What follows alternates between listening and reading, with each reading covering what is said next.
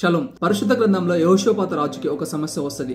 ఒకేసారి 3 దేశాల రాజులు కలిసి యెహోషాపాతు మీదకి యుద్ధానికి బయలుదేరుతారు. ఈ సమాచారం అందుకున్న యెహోషాపాతు మొదటిగా భయపడతాడు. ఎందుకంటే వారి సైన్యంతో పోలిస్తే యెహోషాపాతు రాజు యొక్క సైన్యం చాలా చిన్నది, లైక్ 1:10. భయపడ్డ యెహోషాపాతు పక్క రాజుల సహాయం కోసం పరిగెత్తలేదు గాని మొదట దేవుని సన్నిధిలో విచారించడానికి నిర్ణయం తీసుకుంటాడు. తనతో పాటు తన ఇంటి వారిని మరియు రాజ్యం మొత్తం దేవుని సన్నిధిలో ప్రార్థించాలని వేడుకుంటాడు. సమస్య వచ్చినప్పుడు మొదట దేవుని సన్నిధిలో విచారణ చేశాడు కాబట్టి యెహోషాపాతు దేవుని నుంచి సమాధానం పొందుకుంటాడు. పరిశుద్ధాత్మ దేవుడు అంటాడు యెహోషాపాతు తోటి, యెహోషాపాతు, ఈ యుద్ధం నీది కాదు, నీ పక్షాన యుద్ధం చేయవాడను నేనే, యుద్ధము యెహోవాదే, నీవు ఊరకుండి యుద్ధ భూమిలో నిలబడు, నీ పక్షాన యుద్ధం చేయవాడను నేనే అంటాడు.